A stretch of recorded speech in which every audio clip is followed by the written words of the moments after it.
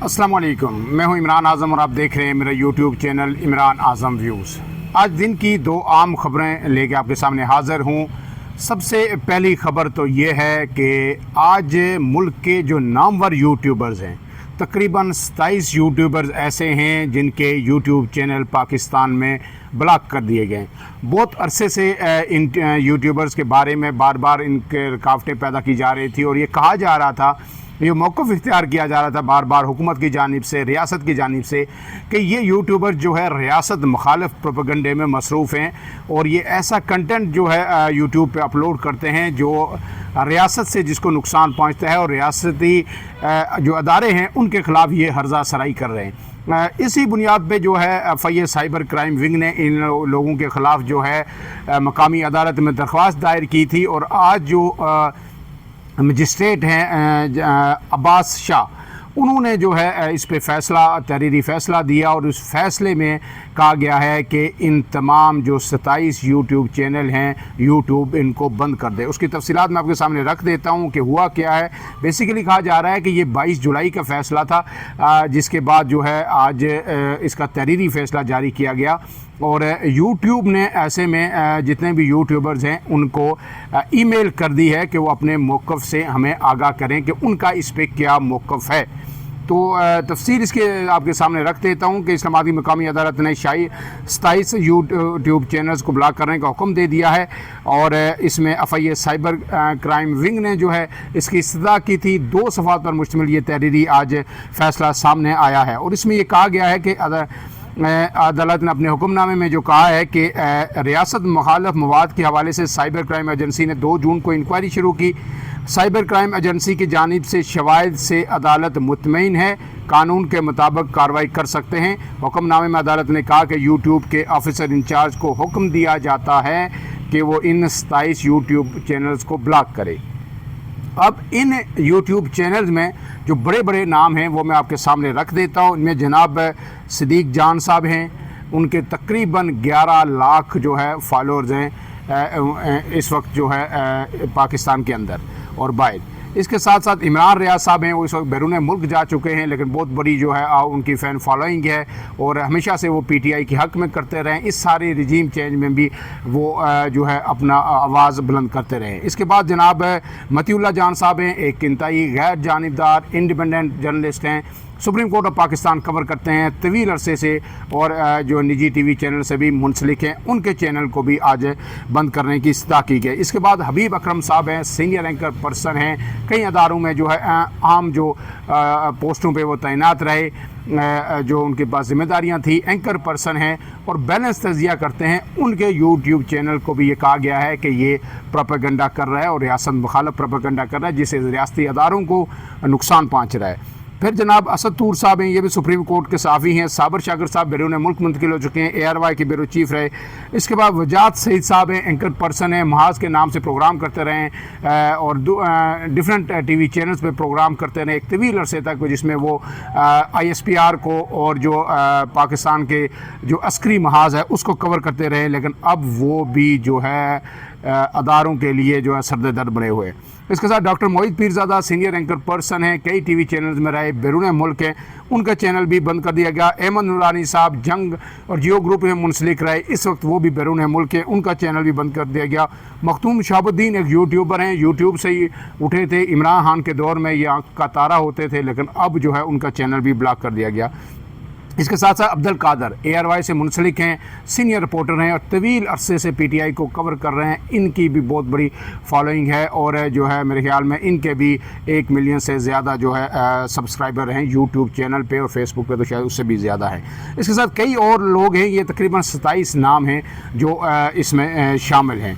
लेकिन अहम बात यह है कि जो आदिल राजा जिनके बारे में कहा जाता है, जो सबसे ज़्यादा हर्जा सराई भी करते हैं बाहर बैठ के अदारों के ख़िलाफ़, उनका नाम इसमें शामिल नहीं है। शायद उनका पहले से शायद पाकिस्तान में यूट्यूब बंद हो।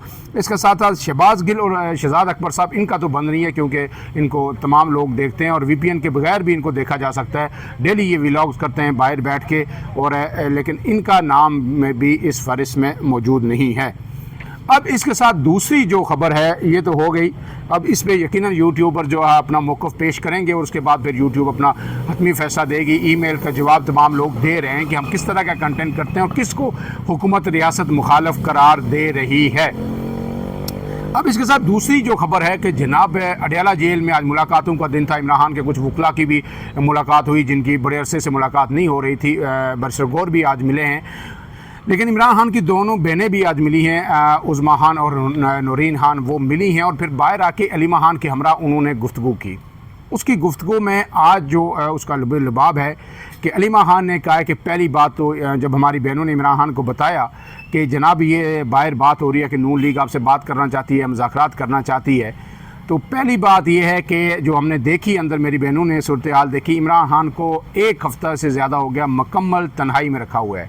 उनकी अहलिया भी कैद तनाई में है और इमरान खान भी कैद तनाई में है।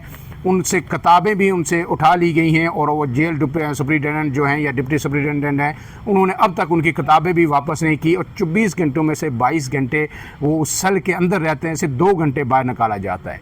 तो कैद तनाई में है। उसके साथ उनका टीवी भी जो है उसे ले लिया गया और अब पीटीवी जो उनको दिखाया जाता था उस पर भी पाबंदी आयद हो गई है। तो उन्होंने कहा कि बड़ी ख़राब सूरत हाल है, इमरान खान पर सख्तियाँ मज़ीद बढ़ा दी गई हैं। दूसरी बात उन्होंने की कि जब बहनों ने बताया कि शायद आपसे बातचीत की खबरें चल रही हैं, ऐसा कुछ है, तो इमरान खान ने वाज़े और दो टोक ऐलान आज किया कि कोई बातचीत नहीं होगी, अब सिर्फ तहरीक चलेगी और तहरीक शुरू करें। जो इस तहरीक का बोझ उठा सकते हैं वो ओहदों पे रहें, नहीं तो फिर ओहदों से अलग हो जाएं, नहीं तो मैं बाहर आके मैं ही उनको अलग कर दूँगा, ये इमरान खान ने कहा है। और फिर इमरान खान ने यह भी हिदायत की है कि जनाब ये तहरीक शुरू की जाए और इसका पीक जो होगी वो 5 अगस्त होगी। 5 अगस्त इसलिए कि 5 अगस्त को इमरान खान को 2 साल हो रहे हैं अडयाला जेल में कैद हुए, तो इसलिए ये अब तहरीक जो है बाज़ाब्ता ऐलान एक तरह से कर दिया गया है। डेट इसकी कट ऑफ डेट नहीं दी गई है कब से ये शुरू होगी, लेकिन अब ये शुरू होगी विद इन अ वीक और विद इन 10 डेज़ और फिर 5 तारीख को ये अपने अरूज पे पहुँचेगी और शायद इस्लामाबाद में या कहीं पेशावर में बड़ा इसका जलसा भी हो। इसके साथ साथ दूसरी बात उन्होंने ये कही कि जनाब अब इमरान खान को हमारी तरफ से बता दिया गया है कि इमरान खान के जो बेटे हैं 2 कासिम और सुलेमान, वो भी अब मुकम्मल तौर पर तवील इंतज़ार के बाद हमारे अदारों को, रियासत को, हुकूमत को देखने के बाद उन्होंने फ़ैसला किया है कि वो अपने वालिद की रिहाई के लिए, उनकी जान बचाने के लिए मैदान अमल में उतर चुके हैं। और क्या कहा गया है कि उन्होंने इमरान खान से इजाज़त नहीं ली, उन्होंने पूछा नहीं, उन्होंने सिर्फ इमरान खान को इत्तला दी, इन्फॉर्म किया है।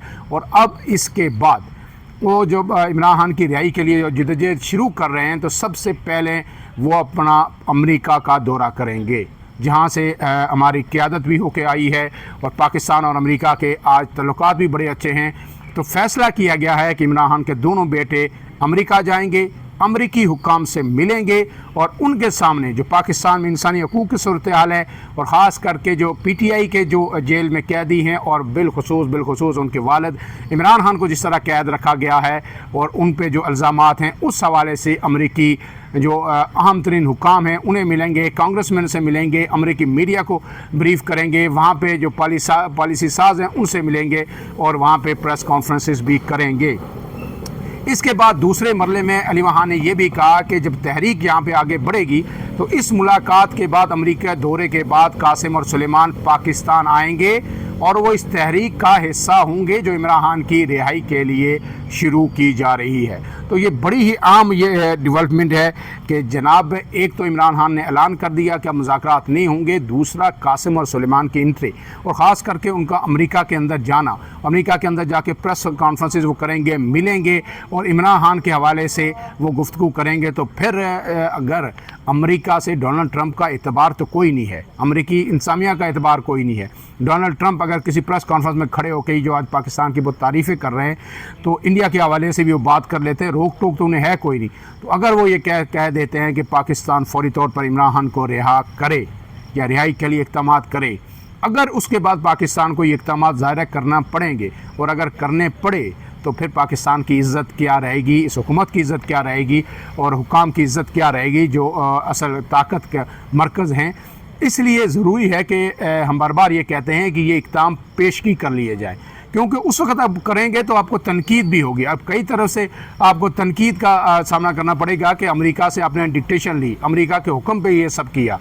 तो उससे बेहतर है जब करना है तो अमेरिका के कहने से पहले, अमेरिकी मुदाखलत से पहले अपने तौर पर अपने मामलात हैं तो इनको आपस में बैठ के सुलझाना चाहिए। अब बहुत हो गया, और अब जो अगर आपने इन चीज़ों से बचना है और लॉन्ग रन अपने मुल्क के अंदर सियासी इस्तेकाम लाना है तो इससे पहले कि अमेरिका से कोई दबाव आए और उस दबाव में कोई फ़ैसला किया जाए, मेरे ख्याल में जो है इमरान खान को इंगेज करके उनके साथ बैठ के इस मामले को हल करना चाहिए। और आखिरी खबर यह है कि जनाब आज इस्लामाबाद हाई कोर्ट के मुश्किल चीफ जस्टिस सरफराज जोगर साहब ने अपने ओहदे का हल्फ उठा लिया है। सदर ममलिकत आसफ अली जरदारी ने उनका हल्फ ले लिया है और अब जो है इस्लामाबाद हाई कोर्ट पर हुक्मरानी होगी जनाब सरफराज जोगर साहब की। फ़िलहाल के लिए इतना ही। इमरान आज़म को दीजिए इजाज़त। अल्लाह हाफ़िज़।